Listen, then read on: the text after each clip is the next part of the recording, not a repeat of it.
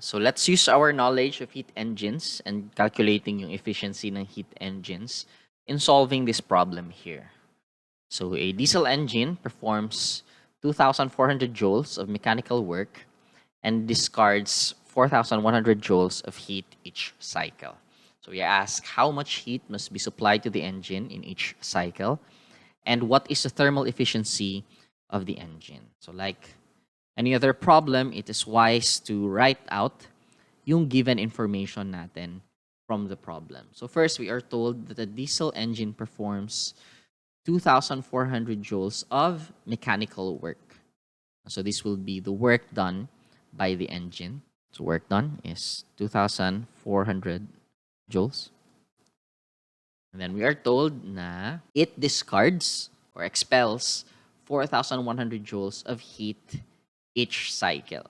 So sa isang cycle, may nare-release na 4,100 joules of heat. So that should go sa ating Q sub C because this is the heat expelled. Now again, since this is expelled, this should take a negative value kasi palabas siya ng ating system. That is negative 4,100 joules. Okay, so what are we asked to solve? So for part A, we are asked to solve for the heat that must be supplied to the engine. Ilan dapat yung heat na introduce natin sa engine so that it adds up. No? So that should be our Q sub H. No? So yun yung heat that is introduced sa ating system. In this case, our system is the engine.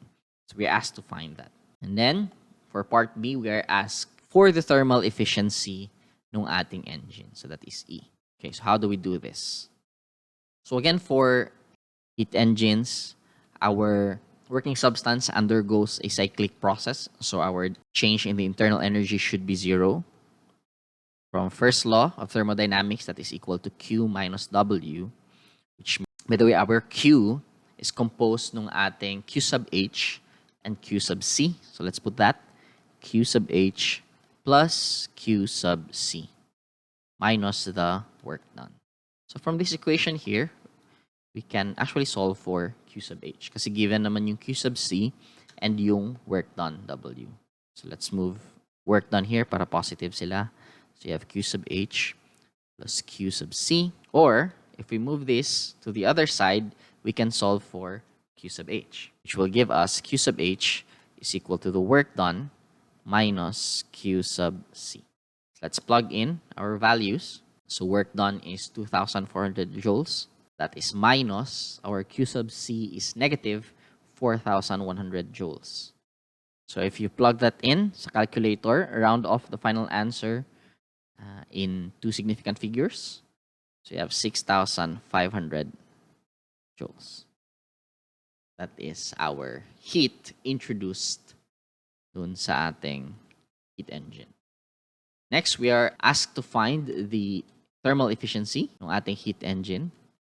So very simply, we can use yung first equation natin from the lecture. That is work done divided by the heat supplied, Q sub H. So again, our work done is 2,400 joules. And then our Q sub H, we've solved that. That is 6,500 joules. So plugging that in sa ating calculator, you should get a thermal efficiency of 0.37. Again, we round this off to two significant figures. Okay?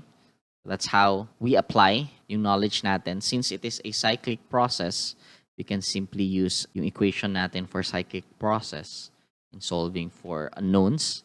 And then we can use yung equation for thermal efficiency.